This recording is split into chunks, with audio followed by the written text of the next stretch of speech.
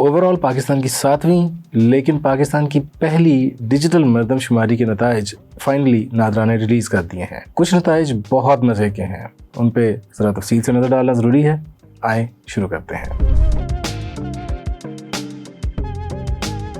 سب سے پہلے اس کی سگنیفیکنس دیکھ لیتے ہیں۔ یہ پاکستان کی پہلی ڈیجیٹل مردم شماری تھی۔ اب ڈیجیٹل ہونے سے کیا ہوتا ہے؟ وہ چیز جو پہلے کبھی رجسٹر میں لکھی جاتی تھی، اگر اسی چیز کو کسی ٹیبلٹ پہ نوٹ کر لیا جائے تو صرف اتنے سا کر لینے سے وہ ڈیجیٹل نہیں ہو جاتی۔ ڈیجیٹل بیسیکلی اس وجہ سے تھی کہ اس میں جی پی ایس اور جی آئی ایس ٹیکنالوجیز کو یوز کیا گیا ہے۔ یہاں پر یعنی جہاں ایک طرف پوزیشننگ سسٹم سے ایگزیکٹ لوکیشن مل جاتی ہے کہ یہ جو انفارمیشن ریکارڈ کی جا رہی ہے وہ کس جگہ پہ ایگزیکٹلی ریکارڈ کی گئی تھی۔ دوسری طرف اس انفارمیشن کو کوریلیٹ کیا جا سکتا ہے۔ مثال کے طور پہ کسی ایک علاقے میں بچے بہت زیادہ پیدا ہو رہے ہیں تو پتہ چل جائے گا، کسی ایک ایتھنیسٹی کے لوگ کسی ایک علاقے میں جمع ہیں تو وہ پتہ چل جائے گا۔ تو اس طرح سے جیو انفارمیشن اور جیو پوزیشننگ جو ہے، ان دونوں ٹولز کو استعمال کر کے پہلی بار پاکستان میں مردم شماری کی گئی ہے۔ 1 مارچ 2023 کو یہ سارا ڈیٹا کلیکٹ کرنے کا آغاز ہوا تھا اس مشن کا، اور اس کے جو ریزلٹس تھے وہ آنے تھے 30 اپریل 2024 تک۔ تھوڑے سے لیٹ ہو گئے، اب جا کے ریلیز ہوئے ہیں۔ پتہ یہ چلا ہے کہ پاکستان میں اس وقت تقریباً، یعنی جس وقت یہ ڈیٹا کلیکٹ کیا گیا تھا 1 سال پہلے، اس وقت تک پاکستان میں تقریباً 24 کروڑ 15 لاکھ لوگ تھے، اور یہ 2.5% کے گروتھ ریٹ کے حساب سے ان کی گروتھ چل رہی ہے پاکستان میں، جس کا مطلب یہ ہے کہ تقریباً 2050 تک یہ آبادی ڈبل ہو جائے گی۔ 50 کروڑ لوگوں کا ملک بن جائے گا پاکستان، اگر روکا نہ گیا۔ یہ بھی پتہ چلا ہے کہ پاکستان میں تقریباً 87 لاکھ لوگ ہیں جو کہ غیر مسلم ہیں، جس کا مطلب یہ ہے کہ پاکستان میں جو مائنورٹیز کی ٹوٹل آبادی ہے وہ 4% بھی نہیں بن رہی۔ اس کے علاوہ 21 لاکھ سے زیادہ لوگ ہیں جو کہ غیر ملکی ہیں پاکستان میں آباد۔ اس میں سے تقریباً 19 لاکھ صرف افغان ہیں جو کہ موسٹلی کے پی میں رہتے ہیں۔ اب سوال یہ بھی پیدا ہوتا ہے کہ یہ جو باقی 2 لاکھ ہیں یہ پاکستان میں کیوں آ گئے ہیں اور یہ کہاں ہوتے ہیں؟ کراچی کی آبادی بتائی گئی ہے تقریباً 2 کروڑ۔ یہ ایک بار پھر مسئلہ بنے گا، کیونکہ کراچی میں جو کراچی کی لوکل پاپولیشن ہے، بلکہ لوکل جو پولیٹیکل پارٹیز ہیں، سب یہی کہتی ہیں، چاہے وہ سندھی نیشنلسٹ ہوں، باقی سندھی ہوں، مہاجر ہوں، جو بھی ہوں، ان سب کا یہ خیال ہے کہ 3 کروڑ سے زیادہ کی آبادی ہے جو کہ کراچی کے اندر رہتی ہے۔ جس وقت انہیں پتہ چلے گا کہ اس بار پھر آبادی 2 کروڑ بتائی جا رہی ہے، وہ سب ایک دفعہ مسئلہ پیدا کریں گے۔ اب یہاں پر بات ہوتی ہے گورنمنٹ کی کریڈیبلٹی کی۔ اگر کریڈیبلٹی اچھی ہو تو پھر یوزلی یہ مسئلے نہیں بنتے۔ اگر آپ کو گورنمنٹ پہ اعتبار نہ ہو تو پھر گورنمنٹ جو بھی کہہ رہی ہو آپ کو لگتا ہے کوئی 2 نمبری کر رہی ہے۔ اس مسئلے کا حل یہی ہے کہ اگر کراچی کی لوکل جو پارٹیز ہیں، کراچی کی جو لوکل سول سوسائٹی ہے، اگر کسی طریقے سے ان کو ساتھ ملایا جائے، ان کو سمجھایا جائے کہ بھئی یہ دیکھیں، ہم نے تو G P S G I S کو یوز کرتے ہوئے بنایا ہے، ہمارے پاس بالکل ایگزیکٹ ڈیٹا ہے ہر جگہ کا، یہ ڈیٹا ہم آپ کے ساتھ شیئر کرتے ہیں، اگر کہیں پر ہم سے کوئی غلطی ہوئی ہے تو آپ پلیز پوائنٹ آؤٹ کر دیں، ہم اس کو صحیح کر لیں گے۔ کسی طریقے سے کریڈیبلٹی بنانے کی کوشش کرنی پڑے گی اگر یہ ڈیٹا ٹھیک ہے، صحیح ہے تو، اور اگر واقعی کوئی 2 نمبری کی گئی ہے تو پھر کیا کر سکتے ہیں۔ لیکن بہرحال کراچی کا معاملہ نا بہت سیریسلی لینے کی ضرورت ہے۔ ہمارے ہاں کراچی کے ساتھ بہت برا سلوک کیا جا رہا ہے، پتہ نہیں کیوں۔ لاہور کی آبادی بتائی گئی ہے 1 کروڑ 30 لاکھ، جو کہ یقیناً لاہور کی آبادی اتنی ہی ہوگی۔ ایجوکیشن پر آ جاتے ہیں۔ ایجوکیشن میں بتایا گیا کہ پاکستان کی جو لٹریسی ریٹ ہے، شرح خواندگی ہے، وہ تقریباً 61% ہے، جو کہ اوور آل پورے پاکستان میں سے ہے۔ پنجاب میں دیکھا جائے تو یہ 66% ہو جاتی ہے، اسپیسیفکلی اسلام آباد میں دیکھا جائے تو 84-85% پہ چلی جاتی ہے، جبکہ اگر باقی صوبوں میں جائیں تو سندھ میں یہ تقریباً 58% رہ جاتی ہے، کے پی میں دیکھا جائے تو 51%، اور اگر بلوچستان میں دیکھا جائے تو میجورٹی آف پاپولیشن جو ہے وہ الٹریٹ ہے، یعنی وہ ایک جملہ بھی کسی زبان میں بھی نہیں لکھ سکتی۔ وہاں پر جو شرح خواندگی ہے وہ تقریباً 42% ہے۔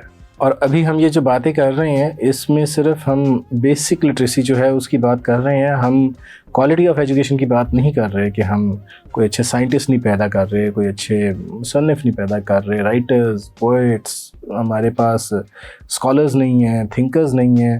جو وہ سارے مسائل ہیں وہ اپنی جگہ پہ ہیں، اس طرف ہم نہیں ابھی جا رہے۔ ابھی تو ہم صرف یہ بات کر رہے ہیں کہ وہ لوگ جو کوئی کوئی لکھا ہوا بورڈ بھی نہیں پڑھ سکتے, جو کوئی ایڈریس ان کو لکھ دیا جائے تو وہ بھی نہیں پڑھ کے بتا سکتے کہ یہ ایڈریس کہاں پر ہے.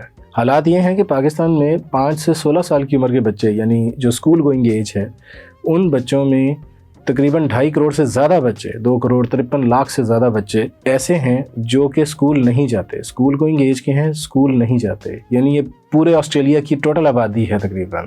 ہمارے اندر پاپولیشن کے اندر ایک پورا آسٹریلیا کے برابر کا ملک ہے, آسٹریلیا کے برابر کی ایک نیشن ہے جو کہ اسکول نہیں جاتی. یہ بہت ڈسٹربنگ سٹیٹس ہیں. جیسے جیسے ہم اب آگے بڑھ رہے ہیں سٹیٹس ڈسٹربنگ ہوتے جا رہے ہیں. اب ہم آخری حصے کی طرف آتے ہیں جو کہ ہے ہاؤس ہولڈ کے بارے میں, رہائش, رہن سہن کیسا ہے پاکستان میں. آج بھی پاکستان میں 52% جو ہاؤس ہولڈز ہیں, یعنی جو میجورٹی آف پاپولیشن ہے, ایک واسٹ میجورٹی آف پاپولیشن ہے, کیونکہ 52% ہاؤس ہولڈز ہیں تو اس میں ایسے ہاؤس ہولڈ زیادہ ہوں گے جن میں بہت زیادہ لوگ رہتے ہیں, 6, 8, 10 لوگ رہتے ہیں. 52% جو ہاؤس ہولڈز ہیں وہ آج بھی لکڑیاں جلا کر کھانا پکاتے ہیں. یہ ایک بہت بیسک سا میٹرک ہے یہ حساب لگانے کا کہ پاکستان میں میجورٹی آف ہاؤس ہولڈز میں اوور آل سچویشن کیسی ہے, انکم کی سچویشن کیسی ہے, فیسلٹیز کی سچویشن کیسی ہے. اس ایک میٹرک سے آپ تھوڑے سے انکم کا بھی اندازہ لگا سکتے ہیں, آپ بہت سی چیزوں کا اندازہ لگا سکتے ہیں. اس کے علاوہ 14 لاکھ گھر ایسے ہیں جہاں آج بھی گوبر جلایا جاتا ہے کھانا پکانے کے لیے, اور کئی لاکھ گھر وہ بھی ہیں جو ابھی تک مٹی کا تیل جلا رہے ہیں. اگر کوئی 24 کروڑ سے زیادہ کی آبادی ہے پاکستان میں, جس میں سے ایک بہت واسٹ میجورٹی ہے جو ابھی تک کوئی اچھا چولہا بھی نہیں افورڈ کر سکتی, تو آپ حساب لگا سکتے ہیں کہ جو ایک واسٹ میجورٹی ہے پاکستان کی, وہ کس طرح کے حالات میں جی رہی ہے. ان کا جہاں ان کے پاس ہیلتھ کی فیسلٹیز کیسی ہیں, ان کے پاس ایجوکیشن کی فیسلٹیز کیسی ہیں, وہیں پر آپ یہ بھی حساب لگا سکتے ہیں کہ ان کے پاس شعور کتنا ہوگا. یہ سب لوگ ایک اچھا لیڈر کیسے الیکٹ کریں گے, یہ سب لوگ پاکستان کے اچھے مستقبل کے لیے کنٹریبیوٹ کیسے کریں گے. جو پاکستان کی واسٹ میجورٹی ہے وہ کس طرح سے رہ رہی ہے.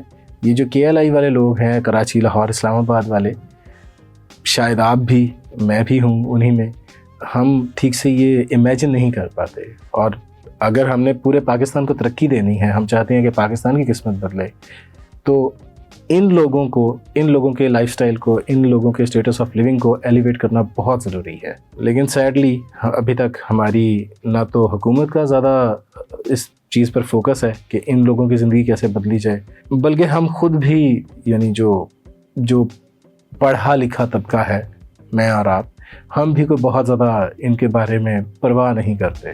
باقی پاکستان میں کیا ہو رہا ہے, ٹھیک ہے, کوئی مسئلہ نہیں, ٹک ٹاک پہ اگلی ویڈیو دیکھتے ہیں. تعلیم کی تھوڑی سی بات ہم نے پہلے بھی ڈسکس کر لی تھی. باقی وہی بات کہ بھئی رٹا سسٹم ہے, اس کی وجہ سے شعور بڑھانے کی بات ہم نہیں کر سکتے, ہم کوالٹی آف ایجوکیشن کی بات نہیں کر سکتے. پاکستانی سائنٹسٹ اس وقت دنیا کی دوڑ میں کہیں بھی نہیں آتا. ایک دفعہ حود بھائی صاحب کا ایک دیکھ رہا تھا, ویلاگ دیکھ رہا تھا, اور انہوں نے کہا کہ مجھے کسی سائنٹسٹ نے, یورپ کے کسی سائنٹسٹ نے ایک دم سے پوچھا کہ تم کہاں سے ہو, تم پاکستان سے ہو, do they do physics in Pakistan. تو یہ حال ہوا پڑا ہے. وہ سارا تو اپنی جگہ پہ, اگر اچھی ایجوکیشن نہ مل رہی ہوگی, ایجوکیشن کا فائدہ نہ مل رہا ہوگا, اس ایجوکیشن کی بنیاد پہ لوگوں کی قسمتیں نہیں چینج ہو رہی ہوں گی, تو پھر لوگ ایجوکیشن سے ویسے بھی دور ہوں گی. ایک تیسرا مسئلہ یہ بھی ہے کہ ہمارے ہاں ایجوکیشن اتنا زیادہ وقت ضائع کرتی ہے, رٹے لگوا کے ٹائم ضائع اتنا کرواتی ہے کہ جو غریب بندہ ہے, جس کے لیے سروائیول کا مسئلہ ہے, روزی روٹی کا مسئلہ ہے, اس کو ایجوکیشن ایک ہنڈرنس نظر آتی ہے اپنے سروائیول میں. And finally the mother of all problems, آبادی اٹ سیلف. دنیا کے اکثر ترقی یافتہ ممالک میں مسئلہ یہ پیدا ہو رہا ہے کہ وہاں کے لوگ بچے پیدا نہیں کر رہے, اور ہمارا مسئلہ یہ ہے کہ یہ بچے پیدا کرنے سے رک نہیں رہے. جب اسٹیٹ میں آبادی کا لوڈ بہت زیادہ بڑھتا جائے گا تو اسٹیٹ کیسے ساری قوم کو خوراک دے گی, کیسے ہسپتالوں میں آپ دیکھ سکتے ہیں آج بھی کتنا رش ہے. اگر یہ آبادی 2050 تک ڈبل ہو جاتی ہے تو کتنا رش ہوگا. چین جب دنیا کی سب سے زیادہ آبادی والا ملک تھا تو چین نے 2 کام کیے تھے. ایک طرف تو بہت زیادہ فیکٹریاں لگائی تھیں, اس نے کہا تھا کہ بھئی چین فیکٹری آف دا ورلڈ بنے گا, ساری دنیا میں ایکسپورٹس ہوں گی چین سے. اور دوسری طرف اس نے بچے پیدا کرنے پر پابندی لگا دی تھی. ہمارے ہاں الٹ ہے, ہمارے ہاں فیکٹریاں کوئی نہیں لگ رہی, بچے پیدا ہوئے جا رہے ہیں, بلکہ بچے پیدا کرنے کی فیکٹری بنا ہوا ہے پاکستان. زیادہ آبادی یا تو آپ کا ایسٹ بنتی ہے، اگر وہ کام کر رہی ہو، وہ پیسے کما رہی ہو تو ملک میں پیسے آتے ہیں، اس طرح سے وہ آپ کا ایسٹ بنتی ہے. لیکن اگر وہ آبادی کما نہ رہی ہو تو پھر وہ آپ کے لیے لائبلٹی بن جاتی ہے. بالکل ویسے ہی جیسے کسی گھر کی مثال لے سکتے ہیں. اگر گھر میں بہت زیادہ لوگ ہوں، سب کماتے ہوں تو گھر بہت خوشحال ہوتا ہے. لیکن اگر گھر میں لوگ زیادہ ہوں اور کمانے والے تھوڑے ہوں تو گھر کے حالات خراب ہوئے رہتے ہیں. سمپل سی بات ہے. تو یہ تو تھی سینسس کی باتیں. بنیادی طور پہ ہمیں سمجھ آ رہی ہے کہ یہ ریلیٹیولی بہتر سینسس لگ رہا ہے، یہ قابل یقین سینسس لگ رہا ہے کہ یقیناً ایسا ہی ہوگا. اور یہ جو انفارمیشن ہمارے سامنے آئی ہے، ایون دو کوئی شاکنگ نہیں ہے، کوئی نئی بات نہیں آئی، لیکن الارمنگ ضرور ہے کہ بھئی آبادی بہت زیادہ بڑھ رہی ہے، ہمارے پاس پانی ختم ہو رہا ہے، آبادی کیسے مینیج کرے گی، ہمارا ایجوکیشن سسٹم کیسا ہے، ہمارے پاس لٹریسی ریٹ کم کیوں ہے، ہمارے پاس گروتھ ریٹ پاپولیشن کا زیادہ کیوں ہے. یہ سب چیزیں ہیں، اس پہ پالیسیز بنائی جائیں گی. ایک چیز جس پہ کسی نے بات نہیں کی یا نہیں کرنی بھی، وہ ذرا میں جاتے جاتے کرنا چاہتا ہوں. تھوڑی سی irrelevant ہے لیکن پلیز بیئر ود می. 2 مہینے تاخیر سے، یعنی جو رزلٹ آنے تھے اس سینسس کے، وہ 30 اپریل تک آ جانے چاہیے تھے. تقریباً 2 مہینے تاخیر سے یہ رزلٹ ہمارے سامنے دیے گئے ہیں. لیکن کوئی مسئلہ نہیں، کسی نے کوئی یہ بات نہیں کی کہ بھئی کیوں لیٹ ہو گئے. یہ ہیبیچول ہوتی جا رہی ہے ہمارے ہاں بات. ہمارے دستور میں لکھا ہوا ہے کہ فلاں ٹائپ کا مقدمہ ہوگا تو 2 مہینے میں وہ کمپلیٹ ہو جانا چاہیے، کسی میں 4 مہینے میں، کسی میں 6 مہینے میں، کہ جی اتنی دیر میں یہ مقدمہ ختم ہو جانا چاہیے، جج کو فیصلہ سنانا ہے اتنی دیر میں. لیکن ہمارے ہاں مقدمے 10 سال چلتے رہتے ہیں، 20 سال چلتے رہتے ہیں، نہیں ہوتا فیصلہ.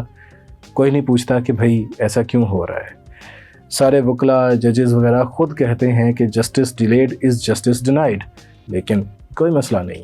اور تو اور پاکستان کے 73 کے کانسٹیٹیوشن میں، یعنی پاکستان کے دستور میں یہ لکھا ہوا ہے کہ 14 اگست 1988 تک اردو کو واحد سرکاری زبان کے طور پہ ملک میں نافذ کر دیا جائے گا. یعنی اب تک کوئی 36 سال ہو چکے ہیں. 1988 کے بعد سے آنے والی ہر گورنمنٹ اس کا مطلب آئین شکن رہی ہے، اس نے آئین توڑا ہے. ارے بھئی اگر ایک کام نہیں کر سکتے یا نہیں کرنا تو کم از کم اس شک کو ہی تبدیل کر دو، ختم کر دو. ختم نہیں کرنا تو تبدیل کر دو. اس میں لکھ دو کہ جی حکومت کوشش کرے گی، جلد سے جلد کرنے کی کوشش کرے گی. جب ایک ڈیٹ متعین کی ہوئی ہے اور پھر وہ کوئی بھی حکومت اس پہ کام نہیں کر رہی تو کتنا سیریسلی لے رہی ہے آئین کو. یہ بیسیکلی ہماری ایک ہیبٹ بن چکی ہے کہ بھئی کام نہ ہو تو کوئی مسئلہ نہیں، کسی نے نہیں پوچھنا، یہ کوئی مسئلہ نہیں ہے. آئین کو نہ مانو، کوئی مسئلہ نہیں ہے. یہ جو عادت ہے نا، یہ ایک عادت بھی، یہ ٹھیک ہے اس سینسس سے متعلق نہیں تھی بات، لیکن یہ عادت ہمیں بہت زیادہ نقصان پہنچ جاتی ہے ملک کو. یہ عادت بھی ختم کرنے کی بہت شدید ضرورت ہے. اگر ایک کام اتنی دیر میں ہونا چاہیے تو پھر وہ اتنی دیر میں ہی ہونا چاہیے. اگر کوئی وہ کام نہیں کرتا، کوئی آئین کے مطابق نہیں کر رہا، قانون کے مطابق نہیں کر رہا، رولز کے مطابق نہیں کر رہا، تو بھی اسے پوچھا جانا چاہیے. میں کوئی ناظرہ چیئرمین کو یا PBS کے پاکستان بیورو آف اسٹیٹسٹکس کے چیئرمین کو پکڑنے کی بات نہیں کر رہا. انہوں نے تو کوئی اتنا شدید گناہ نہیں کیا. ہمارے یہاں بہت بڑے بڑے گناہ ہوتے رہتے ہیں، ان کو پہلے پکڑ لیا جائے. اور بس اسی کے ساتھ مجھے اجازت دیں، ورنہ بھاشن لمبا ہوتا جائے گا. اگلی ویڈیو میں ملتے ہیں.